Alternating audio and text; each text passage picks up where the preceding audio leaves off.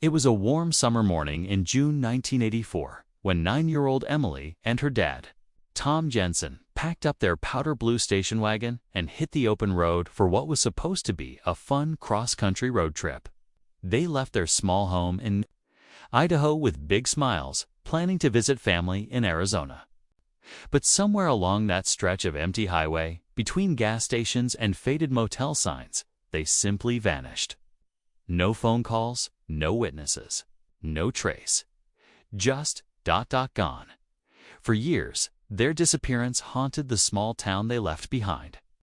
Flyers were posted. Police searched back roads and desert trails. Family members waited by the phone, hoping for any word, but nothing ever came. No car, no answers. It was like they'd been swallowed whole by the road itself. Time moved on.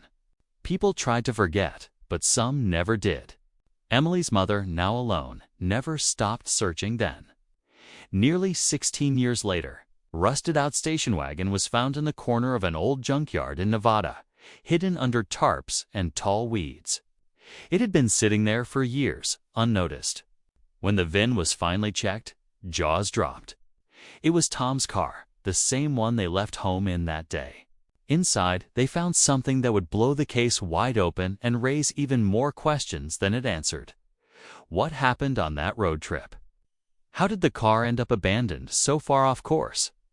And what chilling clue was discovered inside that would finally reignite the investigation? Stay tuned, because this story only gets stranger from here. Tom Jensen was a single father doing his best to raise Emily after her mother, Claire, and he separated a few years before the trip. Friends described him as quiet, responsible, the kind of guy who always showed up on time and never made trouble. Emily was bright and full of questions, the kind of kid who kept a travel journal and loved taking Polaroid pictures of roadside diners. Their bond was strong. So when they vanished, without a trace, people couldn't believe it. There were no signs of struggle, no reported accidents, nothing that could explain why a loving father and daughter would simply disappear on a routine road trip. The last confirmed sighting was at a gas station just outside of Ely, Nevada. Security. Footage showed them filling up the car and buying snacks. Emily smiled at the cashier, holding a map. Tom looked calm. Nothing seemed off. After that, the trail went cold. Investigators searched along their planned route, but came up empty. Locals speculated everything from mechanical failure to foul play, but no one had any real answers. Even a few psychics were brought in, but nothing panned out. So when that old station wagon turned up in a junkyard over 400 miles from where they were last seen, everyone was shocked. The owner of the junkyard said the car had been there for as long as he could remember, pushed to the back and forgotten. But what made the discovery even more unsettling was what they found inside the car. The passenger side was still filled with personal items, Emily's small backpack, a worn-out teddy bear, a notebook with sketches and doodles. But it was what they found under the driver's seat that would leave even the most seasoned detectives speechless. Under the driver's seat, investigators found an old disposable camera. The film was still inside, surprisingly intact after all those years. When it was developed, the photos were eerie. Most were ordinary snapshots, semi-posing by a gas pump. A blurry shot of Tom driving, a dusty desert road stretching into nowhere. But the final photo stood out. It showed the car parked on a dirt path, far from any highway, and just behind it, barely visible in the shadows, was what looked like another vehicle. A dark van, no plates, no markings. That image raised more questions than answers. Police reopened the case with this new lead, but the trail was ice cold. The junkyard owner couldn't remember who towed the car in or exactly when. There were no records. It was as if the car had just appeared there. Meanwhile, Claire, Emily's mother, who had spent years clinging to hope, was suddenly pulled back into the center of a mystery she'd tried to heal from. She remembered Tom talking about taking a shortcut through the Nevada backroads. She begged him not to.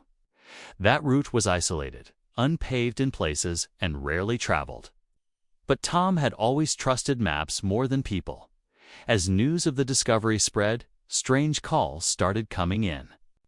A man from Arizona claimed he saw a similar car broken down near an old mining road.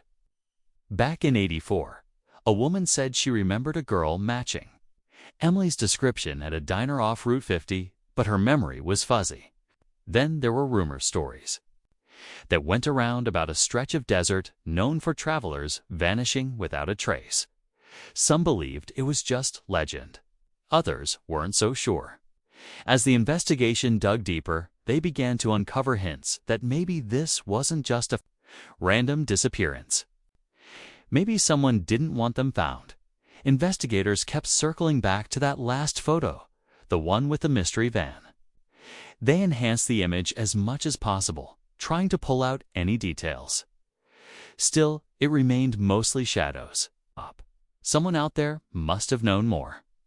A retired highway patrol officer came forward, claiming he remembered pulling over a station wagon and a black van traveling close together around that same time in 1984.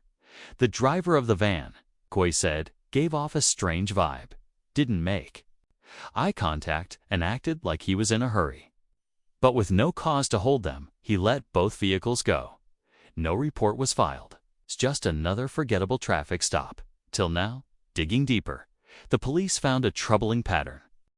Over the span of a few years in the early '80s, multiple families had reported strange encounters on isolated roads in Nevada and northern Arizona, sightings of a dark, unmarked van following cars, flashing headlights, or even attempting to run vehicles off the road.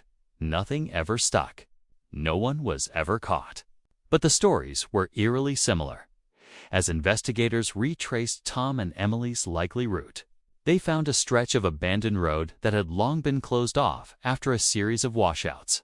Not far from it, partially buried in the sand, were remnants of what looked like a torn map marked with a shortcut that cut through remote desert terrain. The same route Tom had once mentioned.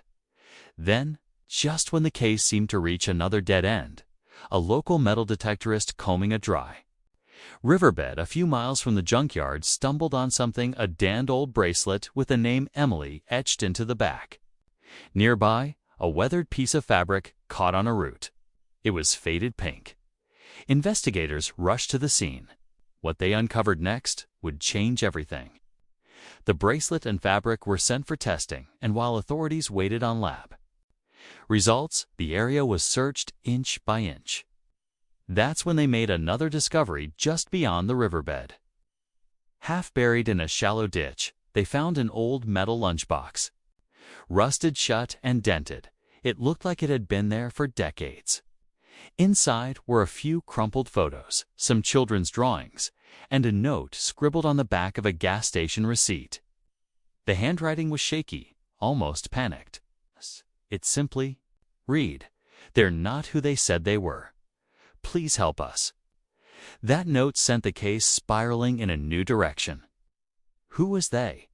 Could Tom have been running from someone? Or worse, did he cross paths with people he shouldn't have? Investigators re-examined everything they thought they knew about the road trip. A deeper look into Tom's life revealed something strange. He had made several large cash withdrawals just weeks before the trip, far more than what he'd need for gas and motels. When they spoke again to Claire, she admitted Tom had seemed nervous in the days leading up to their departure, but brushed it off as stress. As this new theory developed, detectives began to suspect that Tom might not have taken a wrong turn by accident. Maybe he was deliberately avoiding main roads. Maybe he knew someone was following them, and that unmarked van. It started to look more like a planned encounter than a coincidence. Then came the second twist. A man in Utah, watching a news segment about the case, contacted authorities, claiming he had once worked with Tom years before. He said Tom had confided in him about something connected to a powerful group of people and a cover-up he wanted no part of. Suddenly, this wasn't just a missing persons case anymore. It was something much, much bigger. After weeks of renewed investigation and pressure from the media, the lab results came back. The fabric and the bracelet were confirmed to be Emily's. But there was something else: traces of engine oil mixed with an industrial-grade chemical found near the items. Not something you'd expect in a natural setting. Investigators widened the search and found, hidden beneath a false layer of packed soil, the remains of an old underground shelter collapsed and rotted with time. Inside were more personal belongings, bits of clothing, and, shockingly, human remains. Dental records confirmed what many feared. One of the bodies belonged to Tom Jensen. He had died sometime in 1984, likely within days of the disappearance. But here's where it got strange. There was no sign of Emily among the remains. Just a small handprint, smudged in dust on the inside wall of the shelter, far too small to be an adult's. The evidence painted a chilling picture. Tom had hidden with his daughter, possibly in fear. But something or someone had found them. Then came the twist no one expected. A woman in her early 30s, living under a different name in Northern California, saw the story online and came forward. She claimed she might be Emily. Skeptical but desperate for answers, authorities conducted DNA testing. The results were undeniable. She was Emily Jensen. According to her, she had no memory of the early years. Only flashes of a man, a shelter, running at night, and being taken in by a family who claimed she was abandoned. They changed her name, moved constantly, and told her never to ask questions. It wasn't until she saw the photo of the teddy bear found in the station wagon that it all came flooding back. Emily had survived. But someone had worked very hard to make sure she never remembered. Emily's return brought both closure and heartbreak. Though she had survived, the truth about what happened on that road trip in 1984 remained painful. Through therapy and support from investigators, more memories slowly surfaced. Small details about the shelter, the fear in her father's eyes, and the people who took her. While no one has ever been formally charged, authorities now believe Tom was running from a threat linked to something he uncovered before the trip, something he was never able to speak about. It's suspected that whoever was involved silenced him and made sure Emily disappeared into a new identity, far from where anyone would think to look. The family that raised her has since passed away, leaving behind few answers. But investigators are still reviewing their connection to the area and whether they were complicit or simply manipulated. For Emily, the discovery of her real identity has been life-altering. She's reconnected with distant relatives, including her mother Claire, who never gave up hope. Their reunion, though bittersweet, offered a moment of healing after years of silence. The old station wagon was eventually towed and placed in a secure evidence facility. A haunting reminder of the mystery that haunted a small town for nearly 2 decades.